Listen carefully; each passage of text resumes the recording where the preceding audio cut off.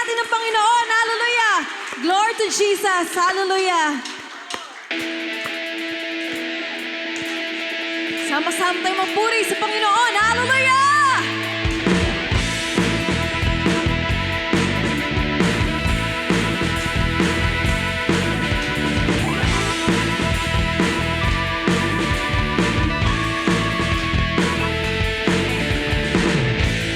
More than I could hope or dream of, you are poured in favor on me.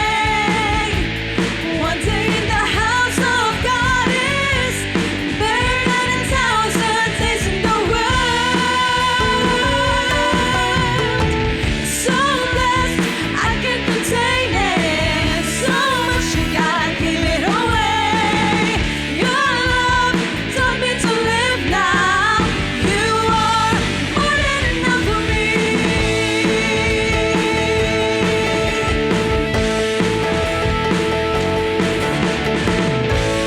More than I could hope or dream of, you poured a favor on me. One day in the house of God is better than 1,000 days in the world. Come on, let's sing. So blessed, so blessed, I can't contain it. So much you gotta give it away. Your love taught me to live now. You are more than enough for me. So blessed, I can't contain it. So much you gotta give it away. Your love taught me to live now. You are more than enough for me. Yes, Jesus, you are more than enough for me. Lord, you're more than enough for me. Come on, let's declare. Lord, you're more than enough for me. Yes, Jesus, you are more than enough for us. Lord, you're more than enough for me. Lord, you're more than enough for me. Lord, you're more than enough for me. Lord, you're more than enough for me. Lord, you're more than enough for me. Lord, you're more than enough for me. Come on, so blessed. So blessed, I can't contain it. So much you gotta give it away. Your love taught me to live now. You are more than enough for me. So blessed, I can't contain it. So much you gotta give it away. Your love taught me to live now. You are more than enough for me. So blessed, I can't contain it. So much you gotta give it away. Your love taught me to live now. You are more than enough for me. Yes, Jesus, you are more than enough for us. Amen. Hallelujah.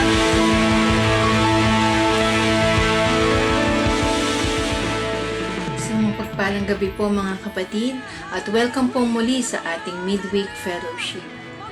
At upang pasimulan po ang ating gawain, tara na po at ating pakinggan ang mga spiritual na awitin po na inihanda ng Anointing Band. Muli po, sa Panginoon po ang pinakamataas na papuri at pasasalamat. Hallelujah, Jesus. Hallelujah. Hallelujah, Jesus! Sama-sama tayong magpupuri at aawit sa ating Panginoong Jesus. Hallelujah! Walang makakahadlang pagsubok o problema sa ating pagpupuri sa Kanya. Amen! Hallelujah!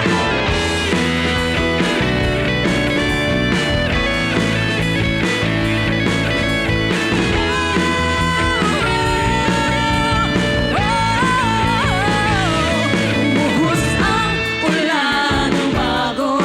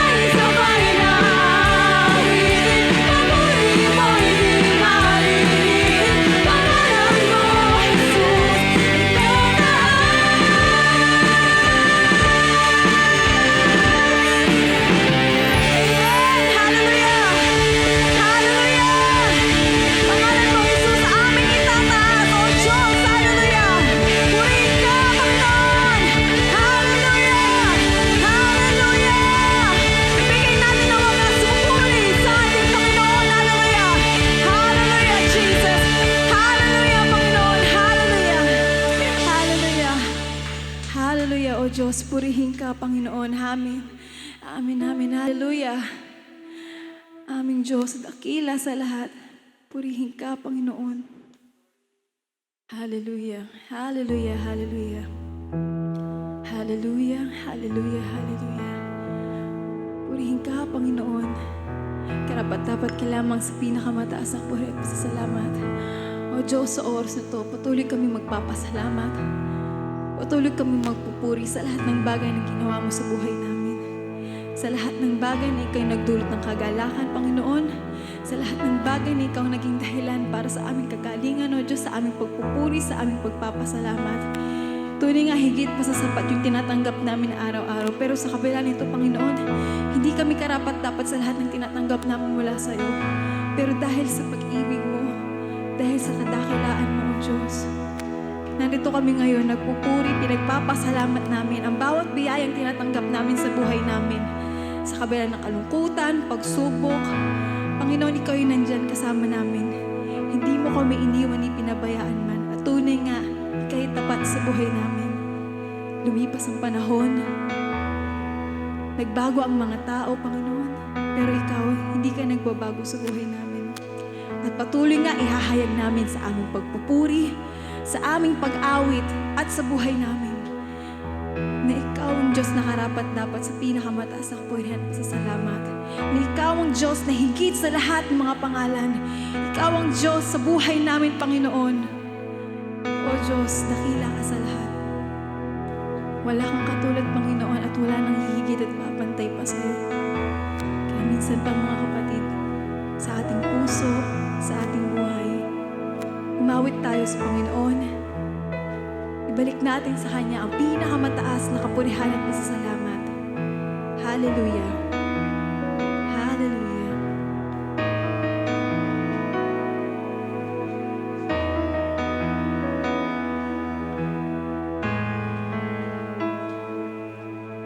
O Diyos, Ikaw ang tunay na dakila sa mundo.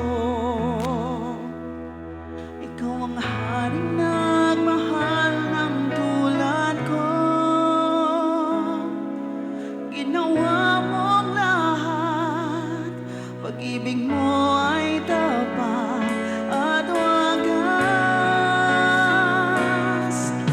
O Diyos, wala nang kapantay sa kabutihan mo. Ang ngalan mo'y itataas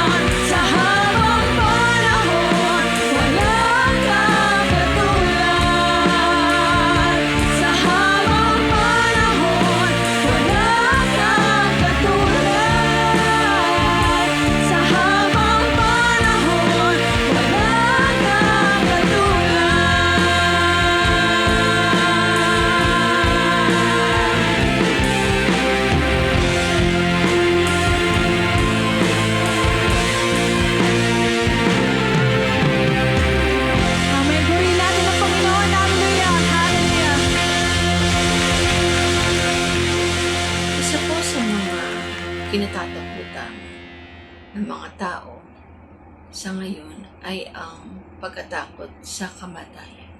Hindi po natin alam kung kailan at kung paano po tayo kukuhanin ng ating Panginoon. At upang mas lumawak pa po ang ating kaalaman sa topic na ito, narito po ang ating kapatid na si Sister Marisa Aguilar Aldaba upang pangunahan ang topic na Resting in Christ, Freedom from the Fear of Death. Halina po kayo at ating ituon ang ating atensyon sa topic na ito. Muli po, sa Panginoon po ang pinakamataas na papuri at pasasalamat.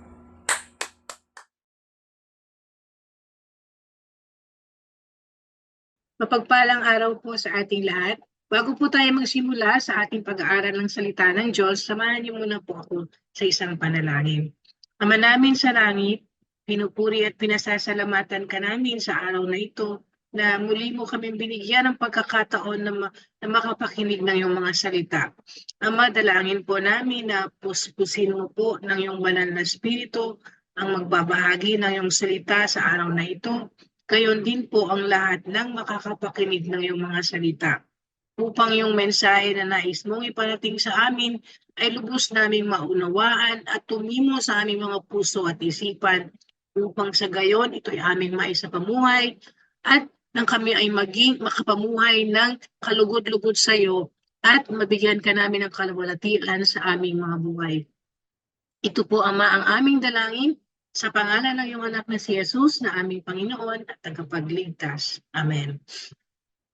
Muli po ay mapagpalang araw sa ating lahat. Sa pagpapatuloy po ng ating series na Resting in Christ, ang ating pong paksa na tatalakayin sa araw na ito ay Resting in Christ, Freedom from the Fear of Death. Gusto ko pong simulan ang ating pag-aaral sa isang katanungan. What characterizes man's life today? I was in the corporate world for 40 years. At nakita ko po yung kalalagayan, yung buhay ng mga manggagawa, ng buhay ng manggagawa who are struggling to earn a living for their families. Busyness, stress, and lack of sleep characterize the life of most people in this world today. At statistics shows po that many people in most parts of the world, they do not avail their allotted vacation days.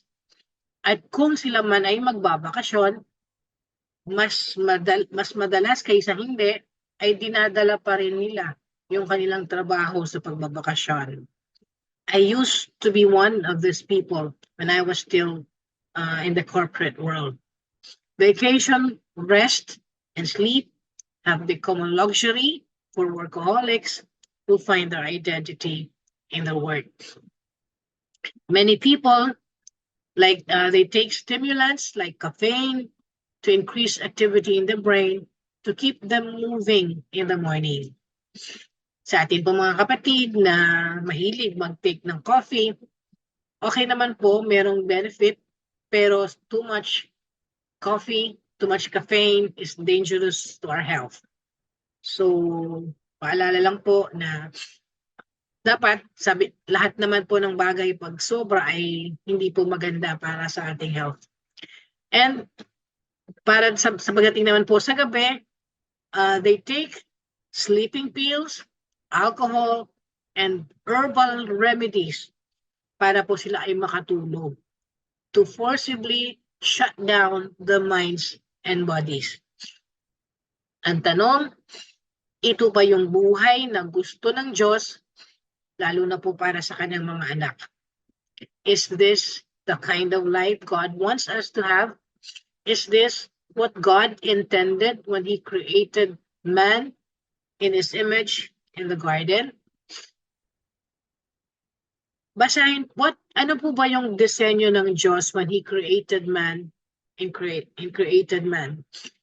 Basahin po natin sa Hebreo 4:9-10. Kung paanong nagpahinga ang Diyos sa ikapitong araw mayroon ding kapahingahang nakalaan sa mga taong sumasampalataya sa Diyos. Sapagkat ang sino mang makapasok sa lupain ng kapahingahang ipinangako ng Diyos ay magpapahinga rin sa kanyang pagpapagal, tulad ng Diyos na nagpahinga sa kanyang paglikha. Sa Genesis po, sa book of Genesis, mababasa po natin, when God created the world, He worked for 6 days. And on the 7th day, He rested. Sa tingin po ba natin, God rested because He was tired? Nagpahinga ba ang Diyos ng 7th day dahil napagod siya? Hindi po. God did not rest because He got tired. God rested on the 7th day because He wanted to set an example for us to follow. Gusto po niya na may pinakita siya sa atin na pwedeng nating pamarisan sa ating mga buhay. And what did God show? Ano po yung pinakita sa atin ng Panginoon? What did God show us in creation? He rested on the 7th day. At yun po ang gusto niya para sa kanyang mga anak. Mayroon ding kapahingahang nakalaan sa mga taong sumasampalataya sa Diyos. Ito po ay nakalaan, pero nakakalungkot, kaya na sinabi ko po kanina, maraming hindi ginagamit yung nakalaan na pagpapahinga na gusto ng Diyos. Sapagkat sabi nga po sa last verse, ang sino mang makapasok sa lupain ng kapahingahang ipinangako ng Diyos ay magpapahinga rin sa kanyang pagpapagal, tulad ng Diyos na nagpahinga sa kanyang paglikha. So the most important thing na gusto ng Diyos ipakita sa atin at pamarisan natin kung bakit He rested on the 7th day is for us to take a rest. When God created the world, He established a rhythm for us to follow, a pattern or a rhythm for us to follow, both sa trabaho natin at sa ating pamamahinga. And it is, ang dahilan po ng Diyos is for us to maintain our effectiveness sa anumang ginagawa natin, sa anumang trabahong entrusted sa atin. Kailangan natin ng rest to maintain our effectiveness. And para po yung layunin ng Diyos kung bakit na tayo nilikha ay maganap, ay mangyari sa ating mga buhay. Mababasa po natin sa Genesis, merong pattern si Lord to end each day of creation. And the pattern states, and there was evening, and there was morning. Sa Tagalog, ang sabi, dumaan ang gabi at sumapit ang umaga. So the original design of God in creation is evening was first. And by putting evening first, God established the importance of prioritizing physical rest as a prerequisite for effective work. Kailangan ang kapahingahan ng katawan para makapag-perform ng mahusay na trabaho kung ano man yung trabaho natin na ginagampanan. Evening is intended for man to rest and sleep because it was dark, kaya nga po dark, and sabi nga, he could not work at night. Yun po ang original design, pero hindi na po nangyayari sa ngayon. God's creation order suggests that we start our day in rest in the evening, preparing ourselves so that we could have enough energy, enough strength as we that pwede natin gamitin the following day, the following morning. Subalit, unfortunately, and contradictory to God's design, yung rhythm, yung pattern na in-establish ng Panginoon is reversed from how we perceive our day today. Today, our day begins at sunrise. We start our days in the morning and end our days at night. We exhaust all our energy in the morning throughout the day to collapse at night when the work is done. Unfortunately again, and worst of all, maraming tao na even yung rest and sleep ay dinedeprive na nila sa kanilang mga sarili. When God set a day of rest, the Sabbath day, God also established a priority in our identity and value. Hindi lang po yung nag-establish siya ng day of rest, kundi meron siyang mas malalim na kahulugan doon. He actually established a priority in our identity and value. At ano yung ibig sabihin nito? As God's children, our identity is in Christ. And we should rest instead. We should rest in the identity that God has given us as His children.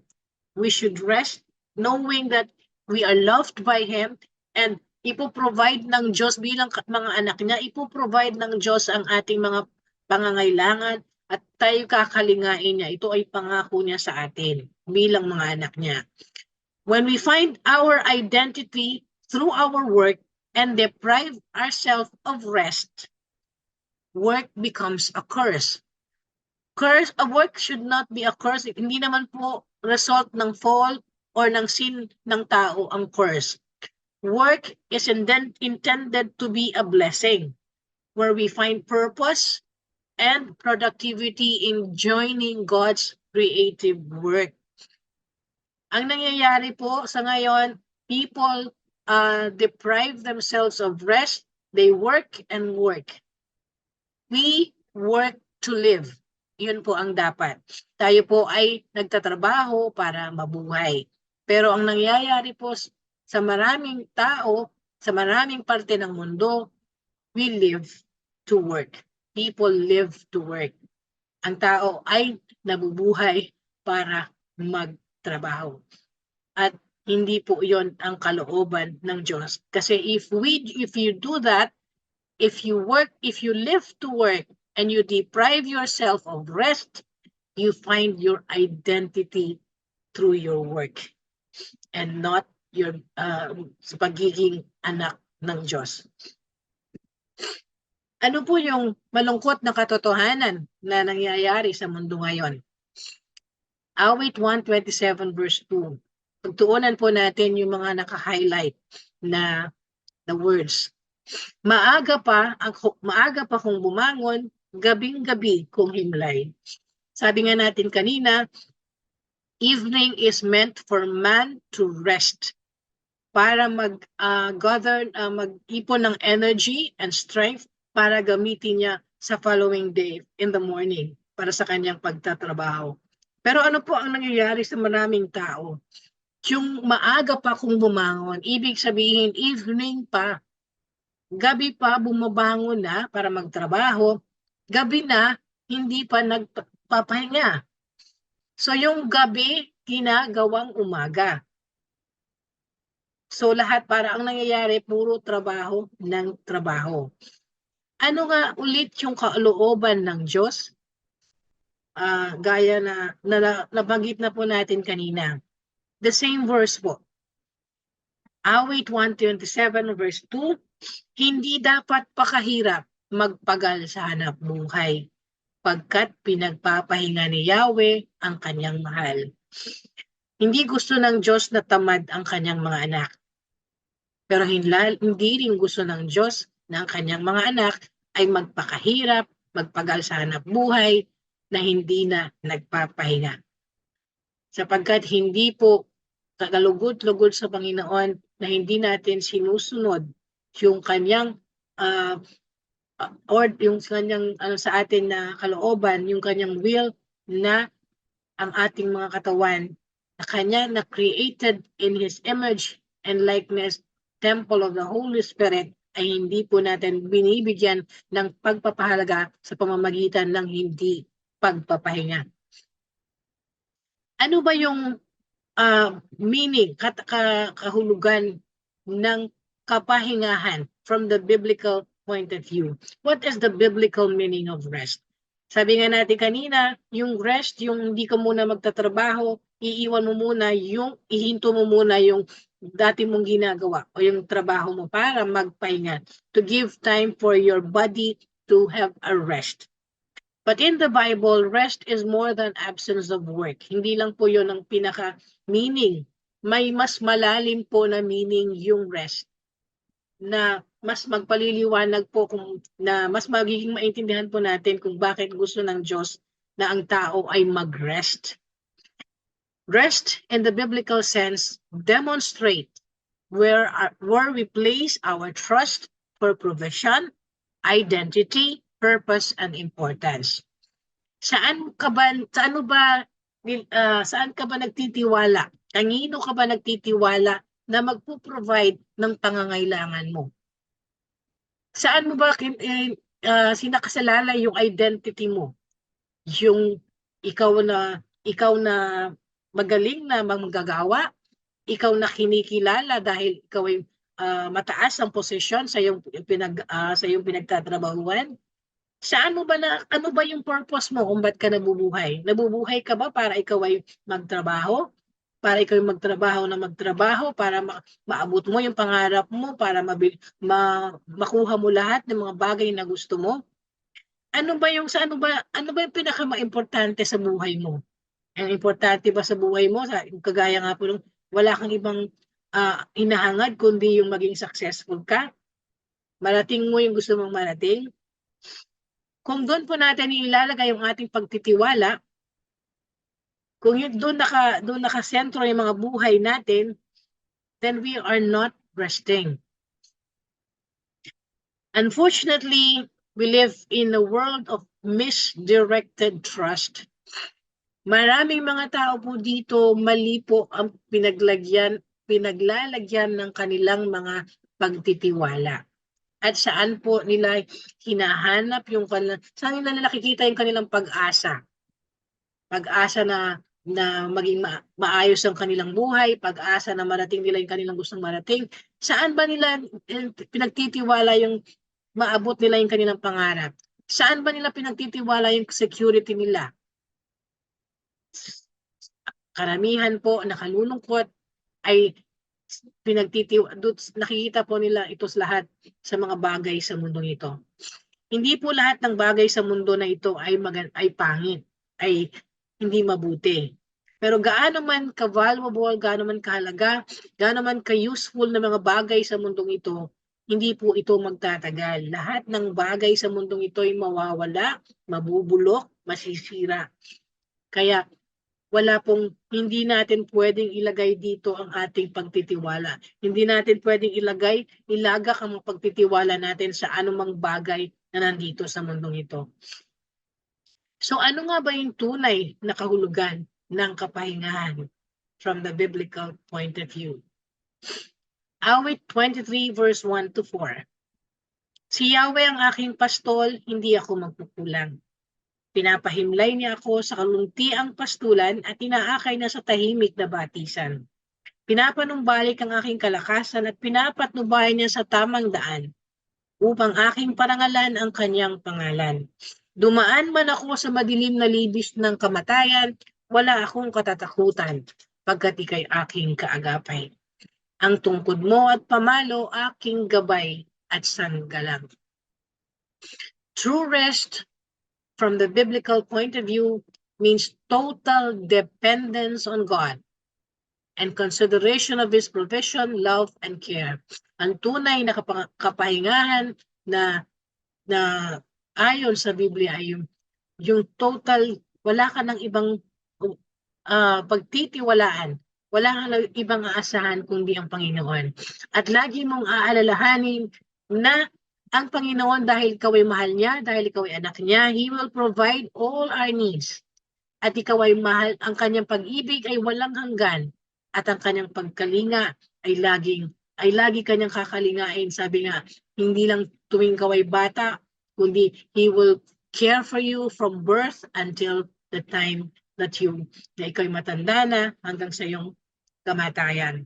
Ganun po ang ibig sabihin ng kapahingahan. Yung buong buhay po natin, yung buong lahat-lahat ay ipagkakatiwala na natin sa Panginoon at lagi po nating aalalahanin na siya lamang naman ang kailangan natin dahil siya lang ang makapag-provide ng lahat ng kakailanganin natin sa ating buhay. Bakit po ba tayo ay hinahalin tulad sa mga tupa at ang ating Panginoon, ang ating pastol?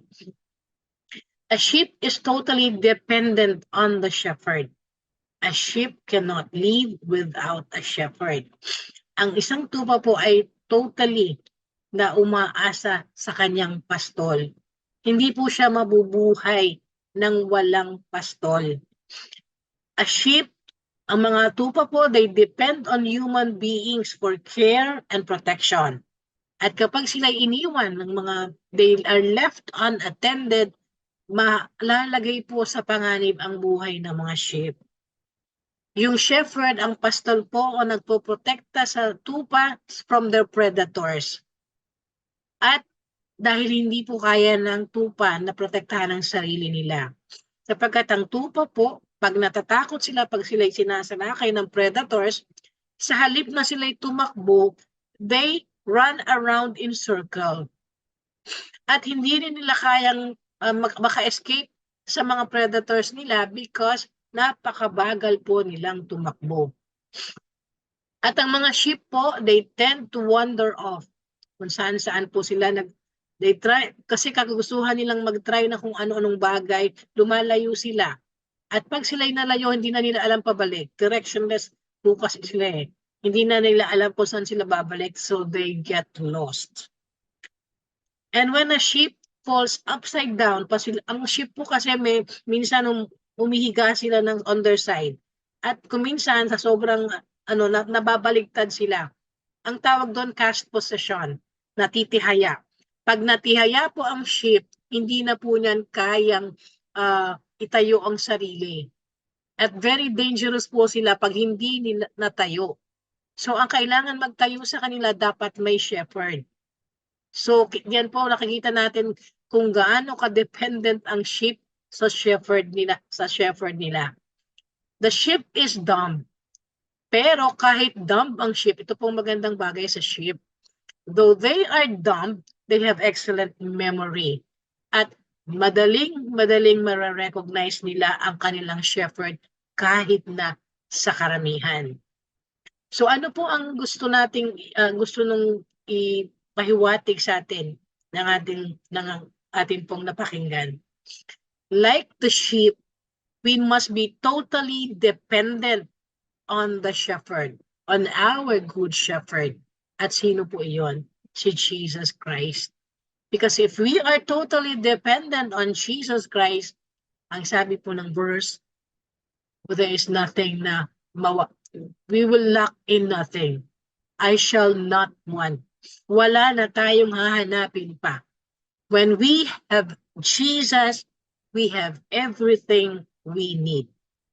So, true rest is being totally dependent on the Good Shepherd, our Lord and Savior, Jesus Christ. Because if we have Jesus, everything we need will be provided by our Father in heaven.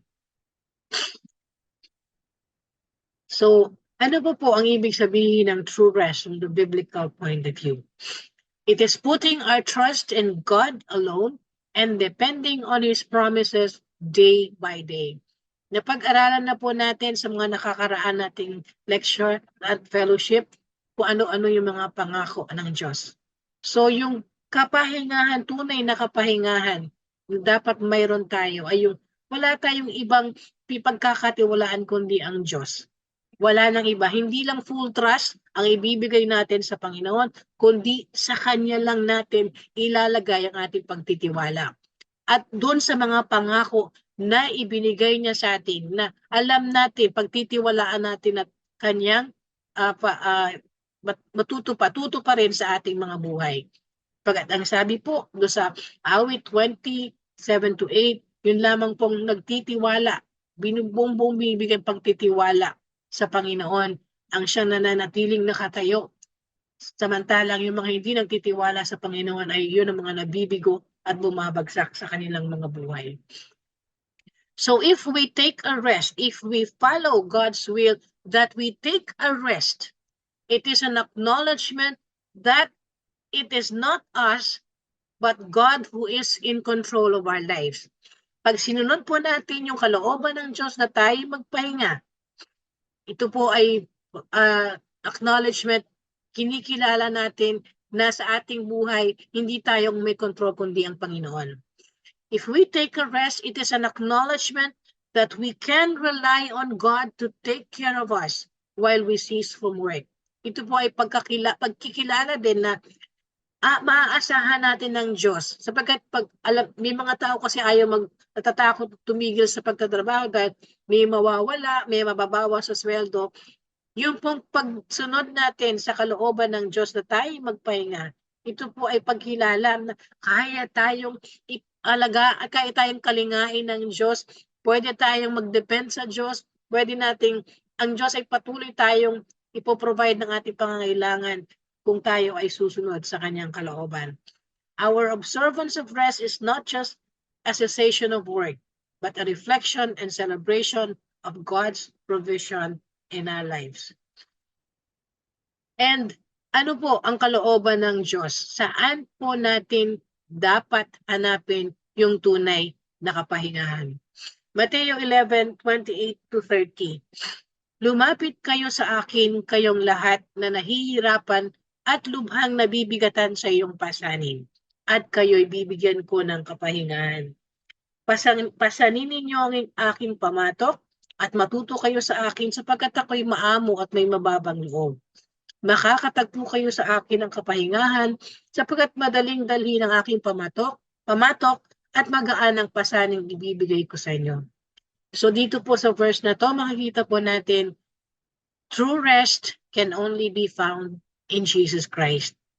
At ang kalooban po ng ating Ama sa Langit, hanapin po natin, lumapit po tayo sa kanyang anak at sa kanya lang natin masusumpungan ang tunay na kapahingahan. Ang tanong po, tayo po bang mga anak ng Diyos? Kay Kristo nga ba natin hinahanap ang ating kapahingahan? Basahin po natin ang sinasabi sa Marcos 4:38-40. Si Jesus ay natutulog noon sa may hulihan ng bangka, nakahilig sa isang unan. Ginising siya ng mga alagad at sinabi, Guro, baliwala ba sa inyo kung mapahamak kami? Bumangon si Jesus at sinaway ang hangin. Tigil at sinabi sa lawa, tumahimik ka. Tumigil nga ang hangin at tumahimik ang lawa. Pagkatapos sinabi niya sa mga alagad, bakit kayo natatakot? Hanggang ngayon ba'y wala pa rin kayong pananampalataya? Makikita po natin sa pangyayaring ito na masasabi po ba natin na ang mga alagad ay they are resting in Christ? Kasama na nila si Kristo sa bangka. Bagamat natutulog si Kristo po ay kasama nila at kilala nila si Kristo. Alam nila ang kapangyarihan ni Kristo, alam nila ang pagmamahal ni Kristo sa kanya. Resting in Christ means depending fully on God's provision and plan for our lives regardless of what is happening around us. Yung pag-rest in Christ po, hindi po yan depende sa kung ano yung nangyayari sa kapaligiran natin. Dapat yung pagtitiwala natin sa Panginoon ay hindi mababago, hindi tayo magkakaroon ng alinlangan kahit ano pa yung nangyayari sa kapaligiran natin.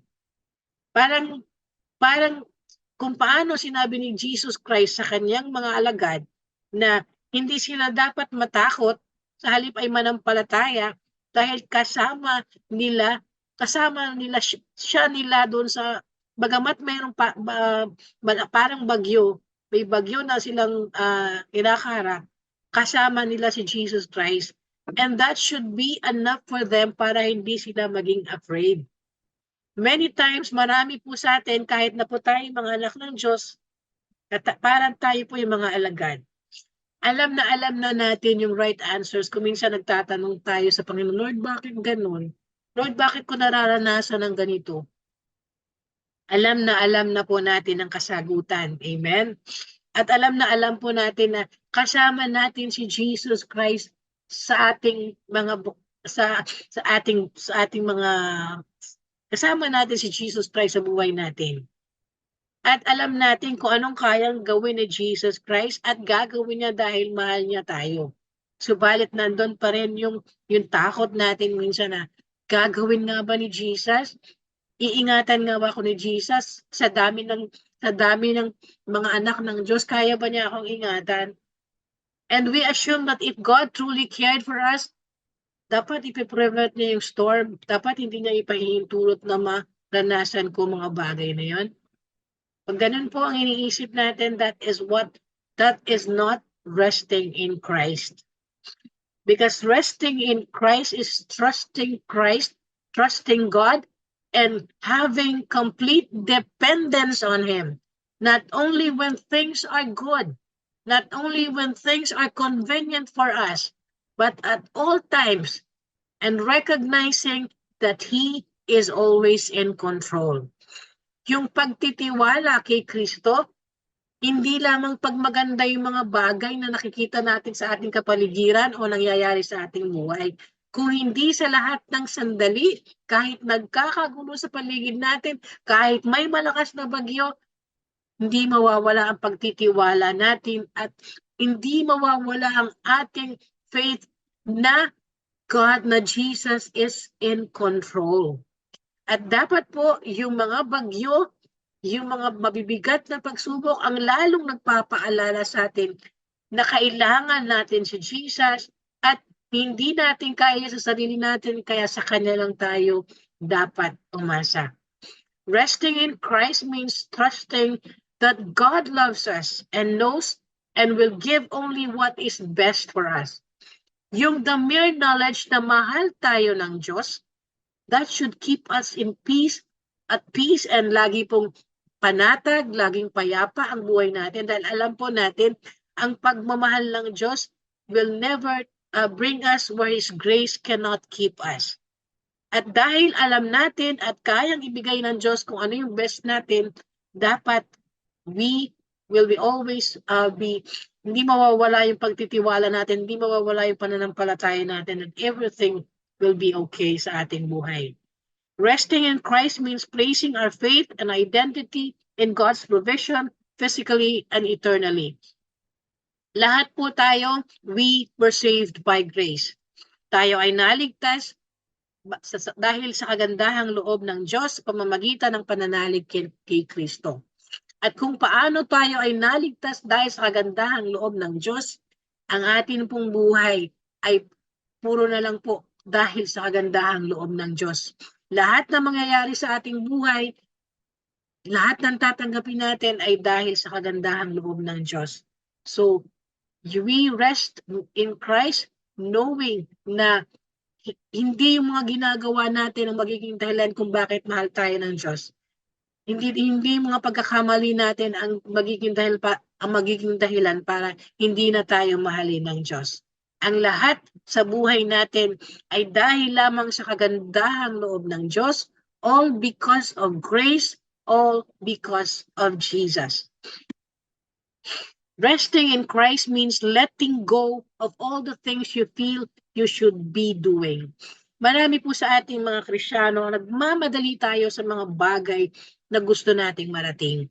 Nagmamadali tayong yumaman, nagmamadali tayong maabot yung ating mga pangarap. Ang dapat lang po natin gawin, mas bigyan natin ng panahon ang paglilingkod kay Kristo. Mas bigyan natin ng panahon yung makapamuhay tayo nang nakaayon sa kalooban ng Diyos at tayo po ay magamit para sa para sa ikaluluwalhati niya at para sa yung maipalaganap yung mabuting balita ng kaligtasan. Yung kingdom of God ay ano po natin sa lahat ng tao. Maipakilala natin si Jesus Christ sa lahat ng tao. Resting in Christ means finding rest in Him and prioritizing Him above all else. Unahin muna natin si Kristo at yung lahat yung lahat ng desire ng puso natin ay ibibigay sa atin ng Panginoon. Ito pong call to rest and na wag tayong maging stress sa mga bagay na hindi naman natin kayang gawin lahat. Hindi po natin kayang gawin ang lahat ng bagay in one day. Hindi natin kayang gawin lahat ng bagay minsan in one week. May mga bagay hindi natin kayang gawin in 1 year. May mga bagay na maraming taon bago mangyari. Huwag po nating madaliin. Ang lagi lang po natin pagtuunan ay to seek first yung lahat ng yung mabigyan natin ng kaluguran ng Panginoon at yung tayo po ay may palaganap natin yung mabuting balita ng kaligtasan. Makikita po natin na yung call na to na hindi po tayo dapat maging stress sa mga bagay na hindi naman kailangan. Sa story ni Mary and Martha. When Jesus came to visit their home for dinner, ang si Martha po ay naging masyadong concerned doon sa pag-aasikaso doon sa mga household task. At ang gusto niya, si Mary, ay tumulong sa kanya. Pero ang ginawa po ni Mary, he sat and listened to Jesus. So nagalit si Martha sa kanyang kapatid dahil iniisip niya na nine-neglect ni Maria yung kanyang dapat na responsibility na tumulong sa kanya sa pag-entertain. So sinumbong niya si Maria sa kay Jesus. Ano pong sabi ni Jesus? Mas pinili ni Maria yung tama. So bilang mga anak ng Diyos, bilang mga alagad ni Kristo, yun pong dapat mas pagtuunan natin yung mga, hindi po yung mga bagay na beyond our control, na hindi natin kayang madaliin. Ang mas pagtuunan po natin yung mga bagay na will remind us of Jesus Christ.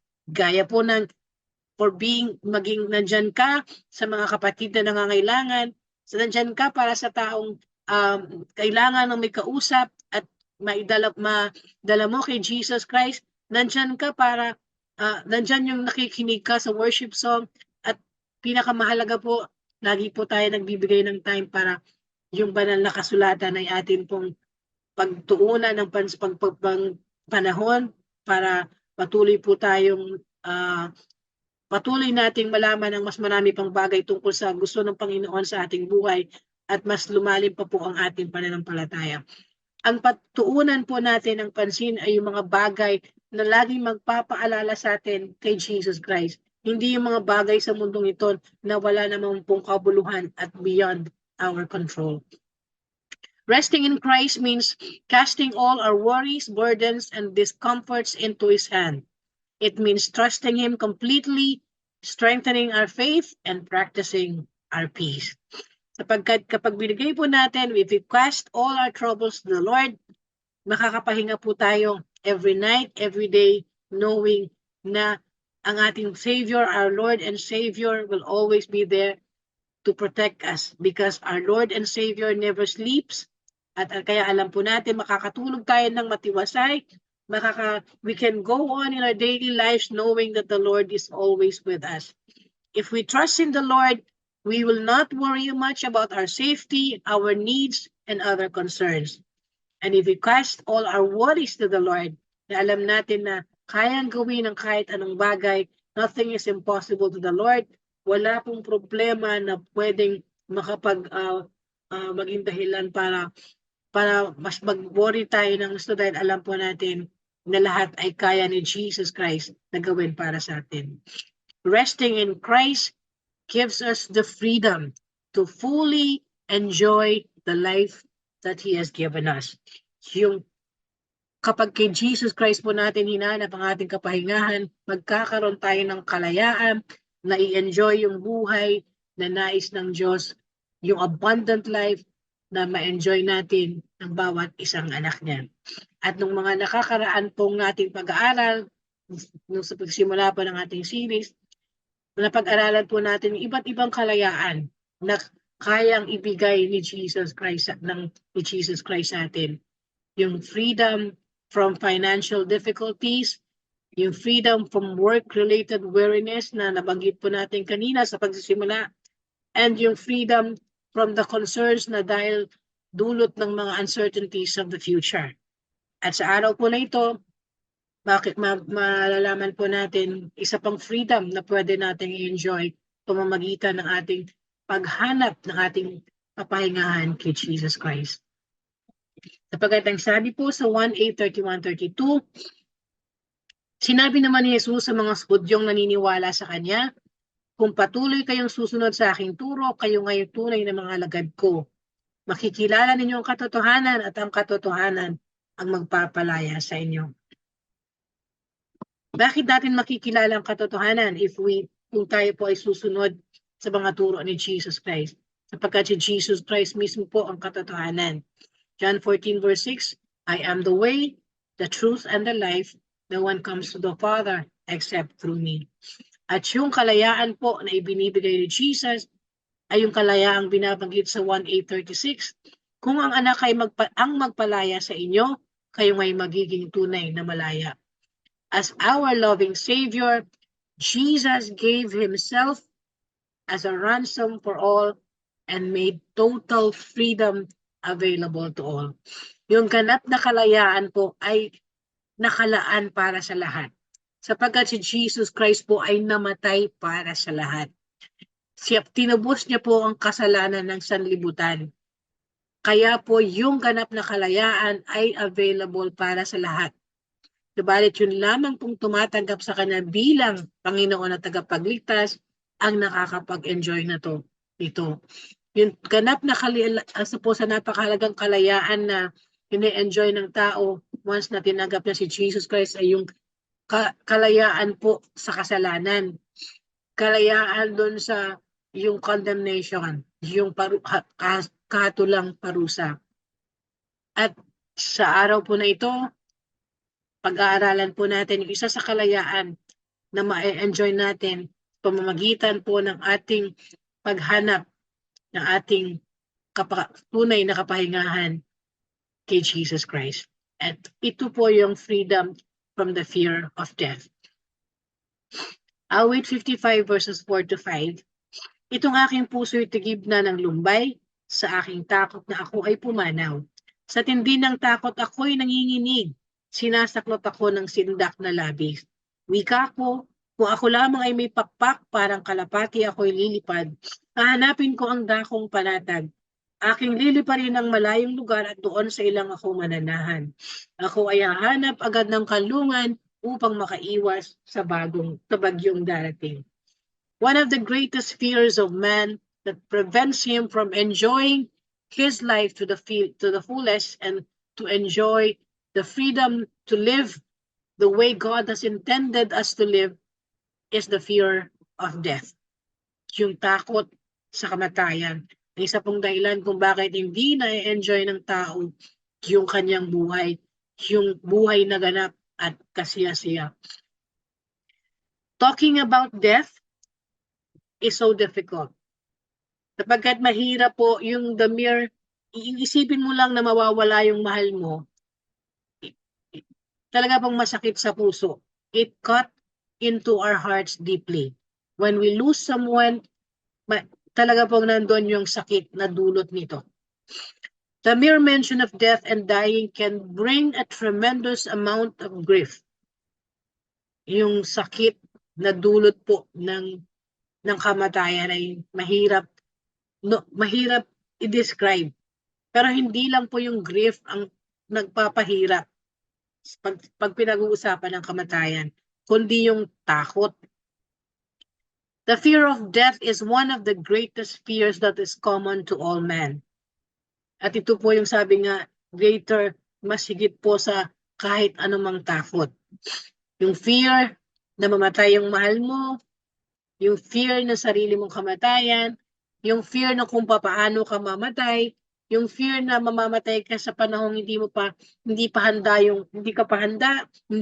yung mga mahal mo sa buhay. Pero good news is, para po sa ating mga Christians, the scripture holds powerful truths na pwede nating alalahanin sa mga pagkakataon na yung takot sa kamatayan ay dumadating sa atin. Knowing these truths, dahil sabi nga yung katotohanan na magpapalaya sa atin, yung kaalaman natin sa mga katotohanan tungkol sa kamatayan, ang magiging dahilan para yung takot po natin, matakot ka man sandali, hindi ka mananatiling takot. At sa araw po na to, aalamin natin, bakit ba hindi dapat matakot ang mga anak ng Diyos. By His death, Jesus freed us from the fear of death. Ito po ang sinasabi sa Hebreo 2 verses 14 to 15. Dahil sa ang mga anak na tinutukoy niya ay tao, naging tao rin si Jesus at tulad nila ay may laman at dugo.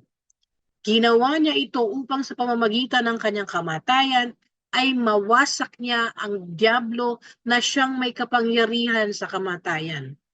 Sa pamamagitan din ng kanyang kamatayan ay pinalaya niya ang lahat ng tao na buong buhay nila ay inalipin ng takot sa kamatayan. So makikita po natin sa verse, yun pong takot sa kamatayan ay normal sa lahat ng tao. At ito po ay umaalipin sa mga tao na nagiging dahilan kung ba't hindi nila na-enjoy yung kanilang buhay. Marami silang mga bagay na hindi nagagawa dahil sa takot nila sa kamatayan.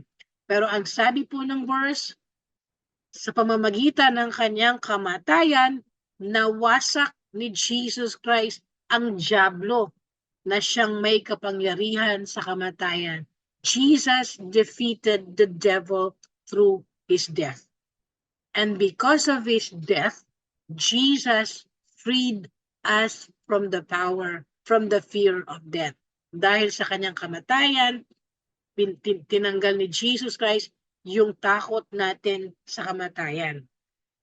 Yung kamatayan po ay naging reality sa buhay ng tao dahil sa kasalanan ng tao. Subalit, salamat sa Panginoon dahil sa kanyang kamatayan, Jesus Christ destroyed the curse of death. At yun lamang pong buhay ni Jesus Christ ang kayang, yung inalay na buhay ni Jesus Christ, ang meron lamang pong kakayahan na ma-reverse yung sumpa ng kamatayan. Through his death, Jesus defeated death for us. And his resurrection allows us now to declare na nasaan na yung kamandag mo, kamatayan. Wala na po yung tagumpay ng kamatayan. Wala na po yung kamandag ng kamatayan dahil Jesus defeated the devil na siyang may kapangyarihan sa kamatayan. Jesus has given us victory of death, over death. Hindi po ibig sabihin nito na pag may namamatay, ay nawawala na po yung grief. Andun pa rin po yung grief. Kahit sa mga anak ng Diyos, nandun pa rin po yung pagluluksa. Nandun pa rin po yung pagdadalamhati pag may namamatay sa mga mahal natin sa buhay. Pero ang maganda po sa pagdadalamhati ng mga anak ng Diyos, it is always with hope. Dahil alam po natin na darating ang panahon, marireunite po tayo sa mga mahal natin sa buhay na namatay din na tinanggap si Kristo bilang Panginoon at tagapagligtas.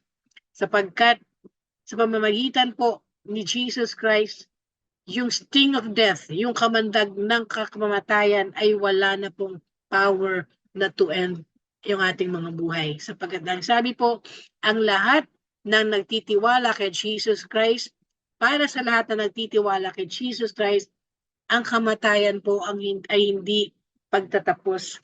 Hindi po pagtatapos ng lahat ang kamatayan ng tao. Ano pa po ang dahilan kung bakit hindi natin dapat katakutan ng kamatayan? Pahayag 21 verse 4, at papahirin niya ang bawat luha sa kanilang mga mata. Wala ng kamatayan, dalamhati, pagtangis at paghihirap, sapagkat lumipas na ang dating mga bagay.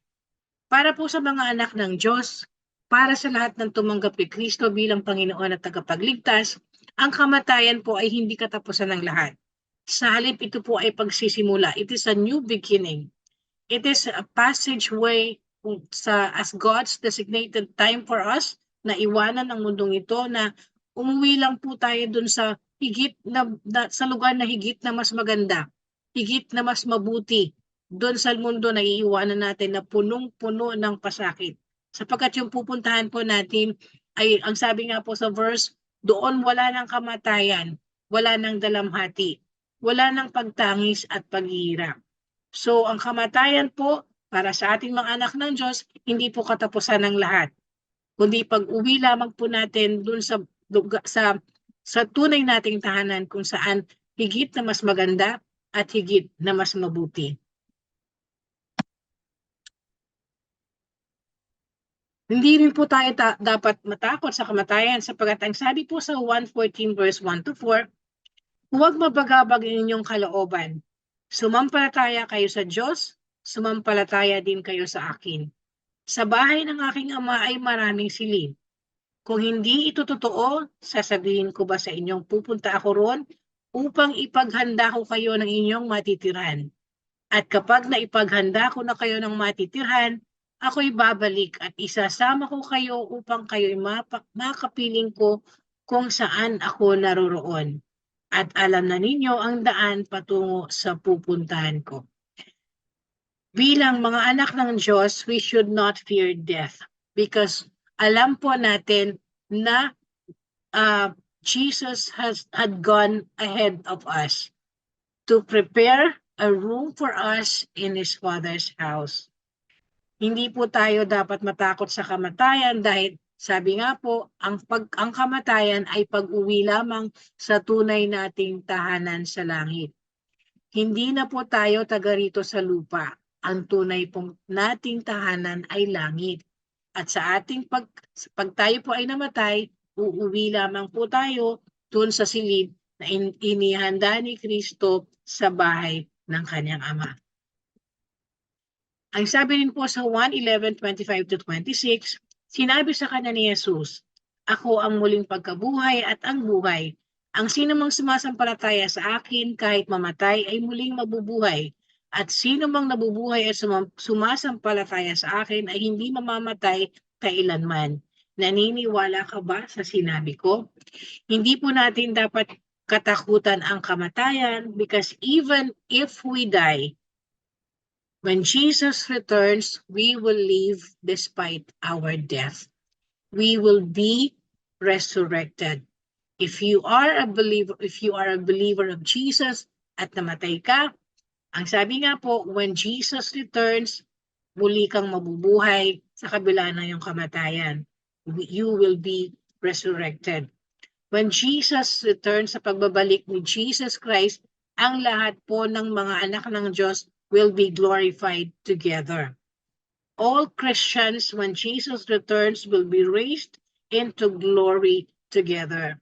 Maaaring iba't ibang panahon tayo nabuhay, maaaring iba't ibang panahon tayo nakakilala kay Jesus Christ, maaaring iba't ibang panahon tayong namatay, pero ang maganda po, pagdating ni Jesus Christ, sabay-sabay po tayo.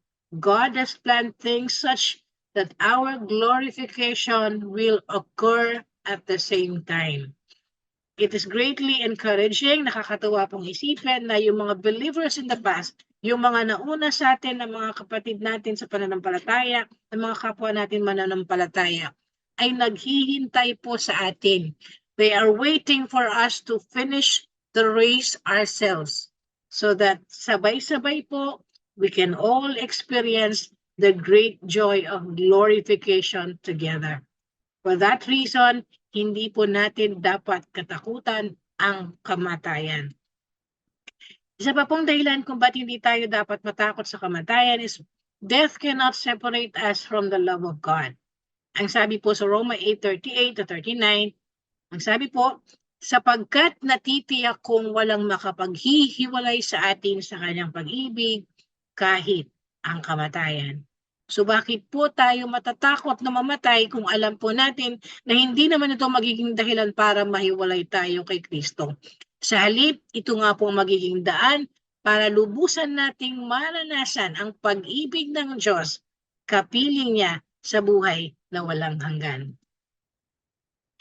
Ang sabi rin po sa Filipos 1:21-23, sapagkat para sa akin ang buhay ay para kay Kristo at ang kamatayan ay pakinabang. Kung ako'y mananatiling buhay, ito ay kapakipakinabang sapagkat marami pa akong magagawang mabubuting bagay. Hindi ko ngayon malaman kung alin ang aking pipiliin. May pagtatalo sa loob ko, nais ko nang pumanaw sa mundong ito upang makapiling ni Kristo sapagkat ito ang lalong mabuti. Hindi po natin dapat katakutan ng kamatayan sapagkat ang kamatayan ang magdadala sa atin sa presensya ng Panginoon. Ito ang magiging daan para makapiling na po natin si Kristo sa buhay na walang hanggan.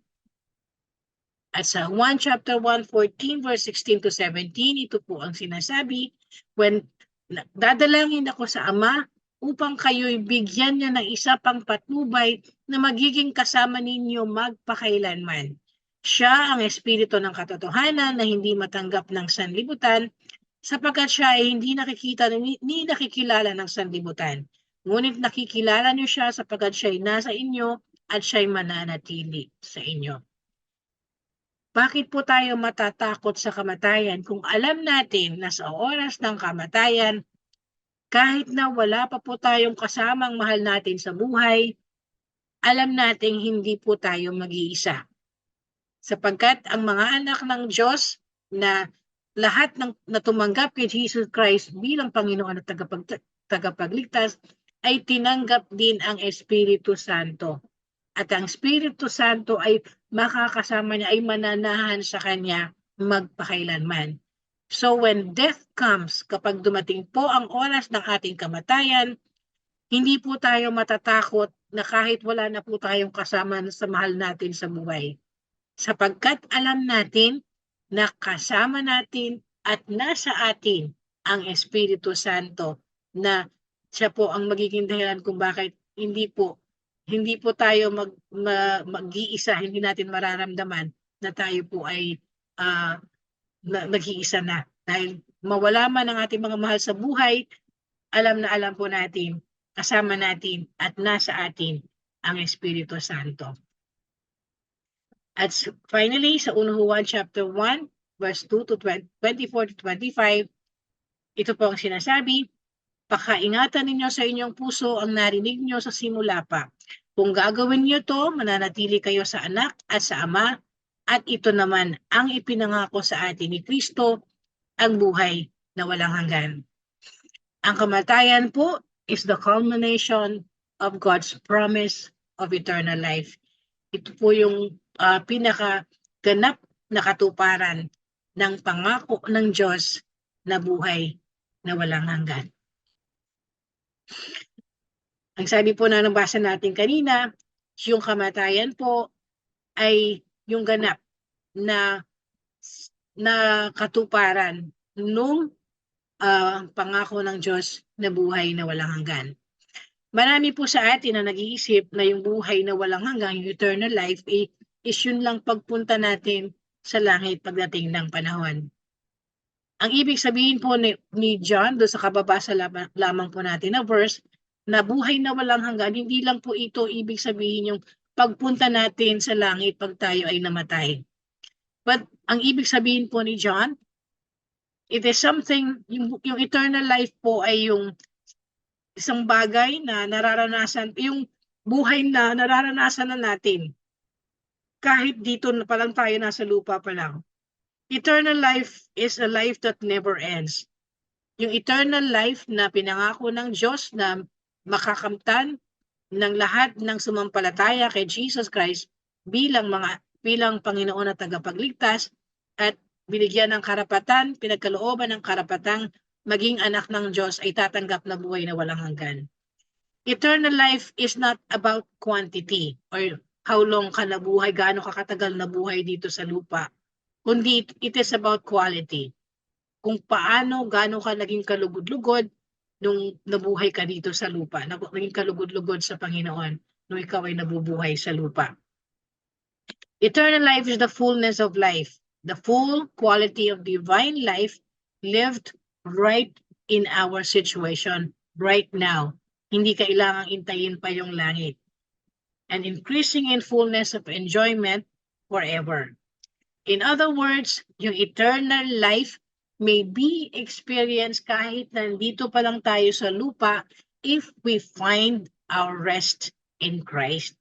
Kung kay Kristo natin hahanapin ang ating kapahingahan. If we give Jesus Christ full control of our lives, and if we surrender our lives to Him. Eternal life is living each day, experiencing God's solution to every problem, instead of relying on our own weakness, on the weakness of our own intellect, and upon our own resources. Eternal life is discovering God's program for every opportunity that comes our way.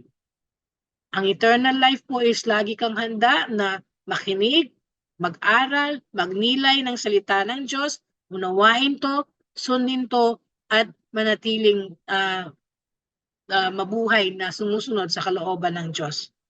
Eternal life is yung nakikita natin sa ating mga buhay na kung paano kumikilos ang Panginoon.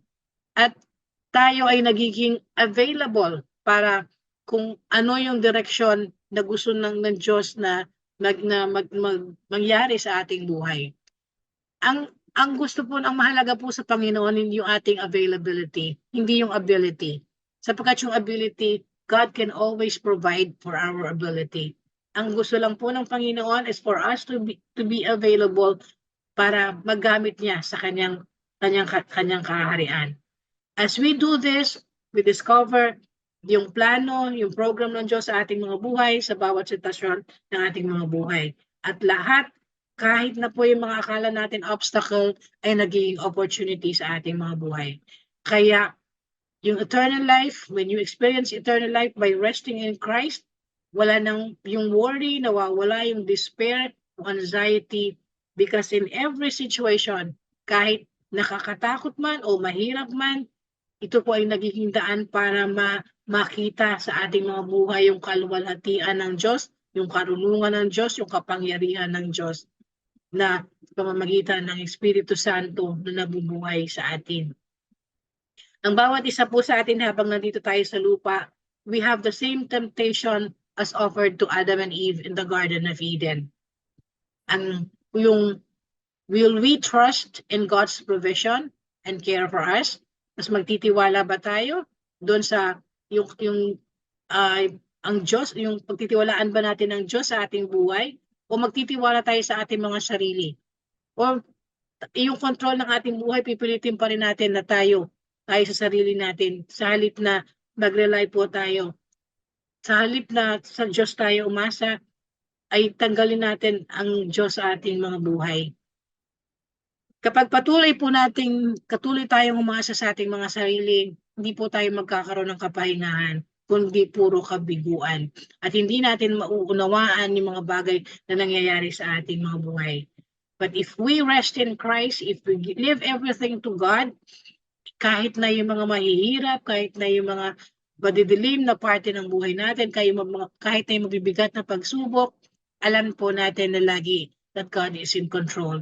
And lahat ay mangyayari para sa ating ikabubuti at lahat ay mangyayari para sa kaluwalhatian ng Diyos. So hindi na po tayo mag-worry dahil alam po natin kung naman yung mga pangyayari, pinahihintulot ng Diyos para mangyari sa ating mga buhay yung kanyang plano.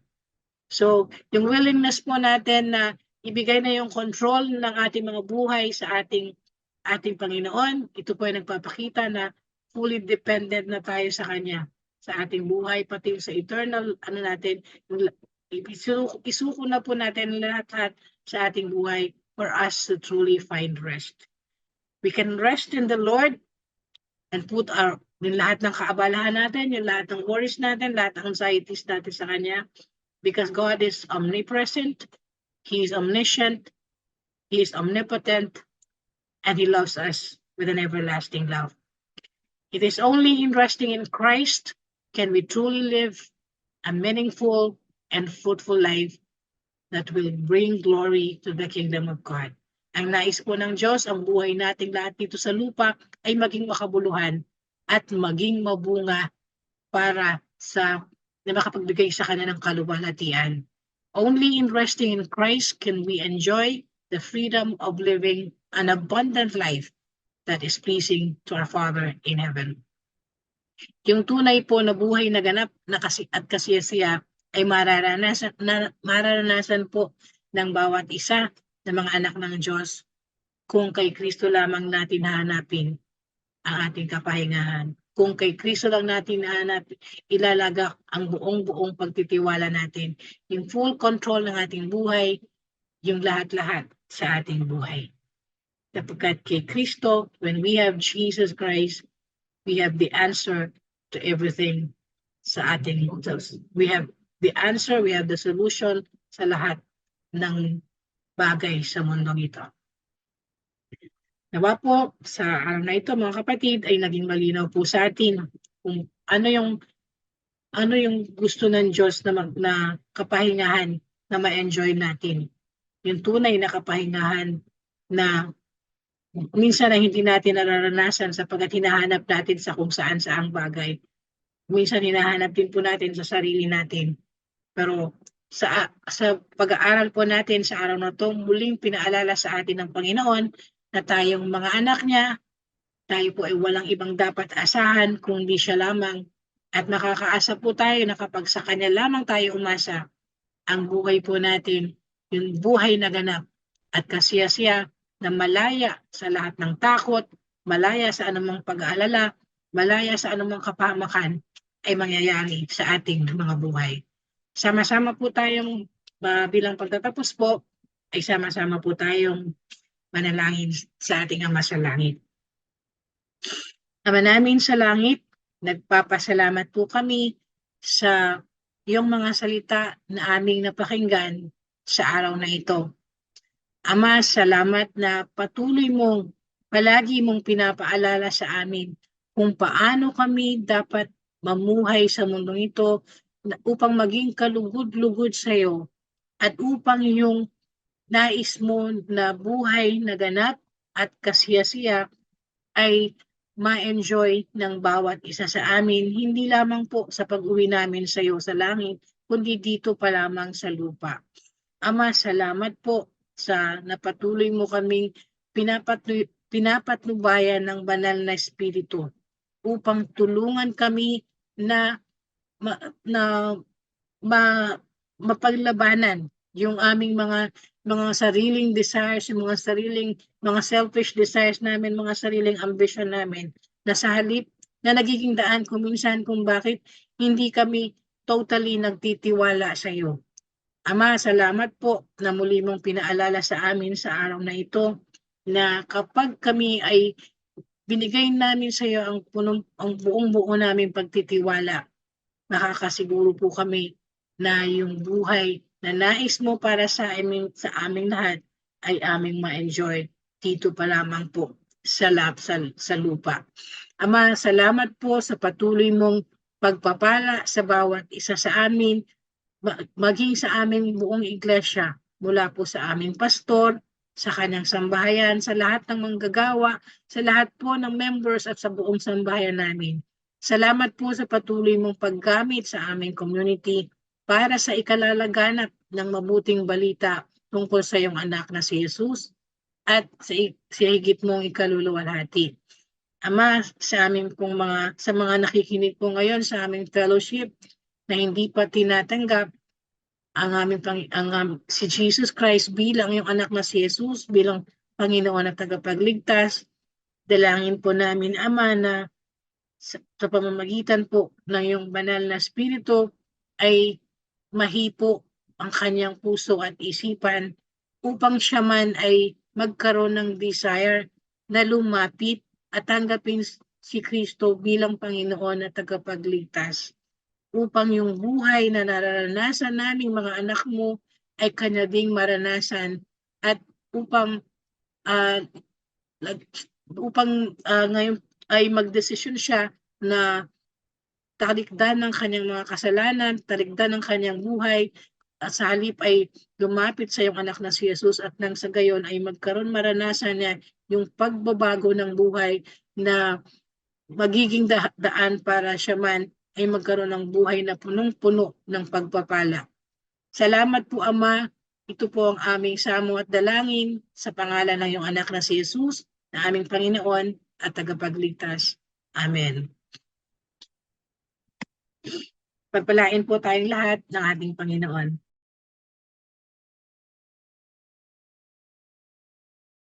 Talaga naman pong nakaka-bless ang pakikinig po ng mga salita ng Panginoon. Sa pakikinig po ng mga salita ay nandoon po ang pagkatuto. At upang magpatuloy po ang ganitong mga gawain, atin pong suportahan ang mga gawain po ng lingkod. Every Wednesday po, meron po tayong midweek fellowship from 6 to 8 p.m. Every Saturday po, meron po tayong youth fellowship from 5 to 6:30 p.m. At ang every Sunday po, ang ating Sunday fellowship from 9 to 11 a.m. ang first session po. At ang pangalawang session po from 2 to 4 p.m.